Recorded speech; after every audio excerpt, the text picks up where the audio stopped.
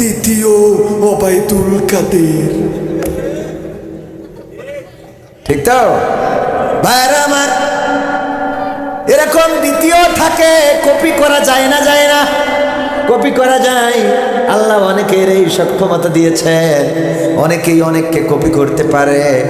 আল্লাহ রাব্বুল আলামিন আমাকেও কিছু তৌফিক দিয়েছেন, অনেকের কণ্ঠ দিয়ে কিছু কথা বলতে পারি। যদিও এটা কালচারাল প্রোগ্রাম না, কালচারাল প্রোগ্রামগুলোতে মাঝে মাঝে কিছু বিনোদন দিই, দেখেন কি না অনেকে।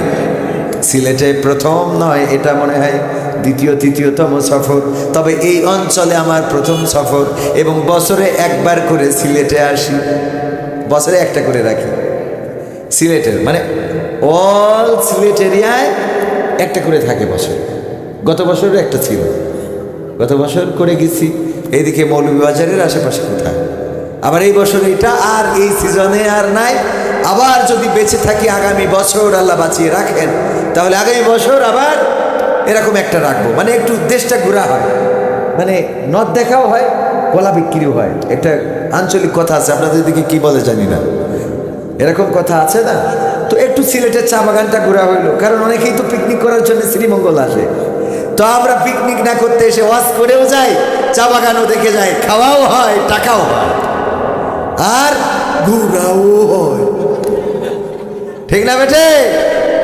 আমার দাঁড়ানো যুবকেরা, কলিজার টুকরারা, সিলেটের মানুষ, আমি জানি হৃদয়টা অনেক বড়। আমার একজন বড্ড ভালোবাসার মানুষ ছিল, হবিগঞ্জে বাড়ি, মালয়েশিয়াতে ছিল, নাম বাদশাহ, হারিয়ে ফেলেছি, নাম্বারও নাই, যোগাযোগও নাই, ঠিকানাও জানি না। মালয়েশিয়াতে অনেক বড় শুভাকাঙ্ক্ষী ছিল হবিগঞ্জের মানুষ, সিলেটের মানুষগুলোর। আর যাই হোক, হৃদয়টা আল্লাহ অনেক বড় করে দিয়েছেন, বলেন আল্লাহু আকবার। আপনারা বিশ্বাস করেন আর না করেন, যদি মনে করেন হুজুর সিলেটে এসেছে এই কথাগুলো বলে আমাদের খুশি করতে চাই, না, আমি একটা অনুষ্ঠান করি, এভাবেও ভালো কাজ করা যায়। অনুষ্ঠানটা আপনারা অনেকেই দেখে থাকলে থাকতে পারেন। কুইজ করি, প্রশ্ন করি, যেই প্রশ্নের উত্তর দেয় জিজ্ঞেস করি হুজুর ফরজ কয়টা, বলে 3টা। বললাম কি কয়? জোহর, আসর আর মাগরিব। জোহর, আসর আর মাগরিব হলো হুজুর ফরজ। বললাম ইসলামের স্তম্ভ কয়টা? কয় 2টা। আমি কইলাম কি? কয় মা বাবার খেদমত করা আর বিয়ে করা। বিয়ে করাটা রেখেছে ইসলামের স্তম্ভ, মা বাবার খেদমত করার, বিয়ে করা। তো এই অনুষ্ঠানটায় যারা অংশগ্রহণ করে আমি তাদেরকে পুরস্কৃত করি, তাদের পুরস্কার দিই। যারা পারে না তাদেরও দিই, যারা পারে তাদেরও দিই, তবে যারা পারে না তাদেরকে শিখাইয়ে দিই। কি করি? শিখাই দিই। বাবা উজুর ফরজ কয়টা? যেহেতু জানে না, বলে দিই উজুর ফরজ কয়টা? আপনারা বলেন তো। 4টা। উজুর ফরজ কয়টা? সবাই বলেন কয়টা? 1 নম্বরে কি করা? সমস্ত মুখমণ্ডল ধৌত করা। 2 নম্বরে কি করা? হাতের কনুই পর্যন্ত ধৌত করা। 3 নম্বরে মাথা মাসেহ করা। আর 4 নম্বরে পায়ের টাকনু সহ ধৌত করা।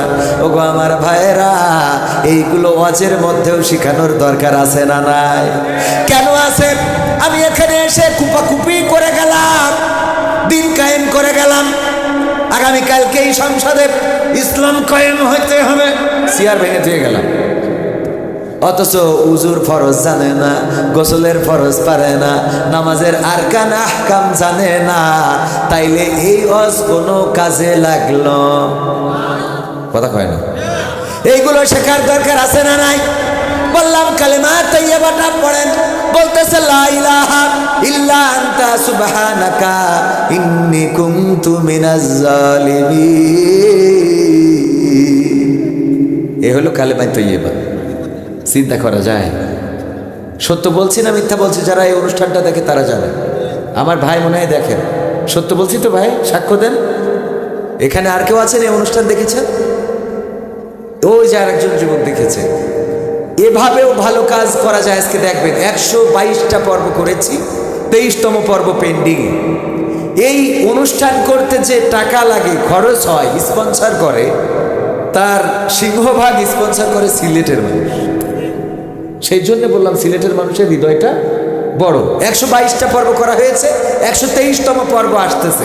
এই 123তম পর্ব টাকা দিয়েছেন সিলেটের মানুষ।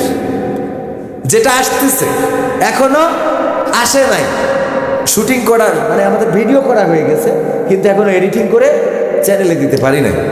তো এটাও টাকা দিয়েছে কোন জায়গায় মানুষ? সিলেটি।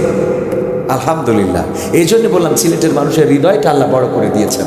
এই জন্যে আল্লাহ তাদের হাতটা প্রশস্ত করার জন্যে অর্থের ব্যবস্থাও করে দিয়েছেন, বলেন সুবহানাল্লাহ। এই জন্য সেকেন্ড লন্ডন বানিয়ে দিয়েছেন সিলেটকে। লন্ডনের সাথে সিলেটের মানুষের সকাল হয়, আর লন্ডনের সাথে সিলেটের মানুষ ঘুমাতে যায়। তার প্রমাণ পাইলাম যখন সুনামগঞ্জে ত্রাণ দিতে এসেছিলাম বন্যার সময়। তখন সকালবেলা কেউ দোকান খোলে না, সকালবেলা বাজার জমে না। কইলাম কারণটা কি? কয় লন্ডনে তো এখনো সকাল হয় নাই।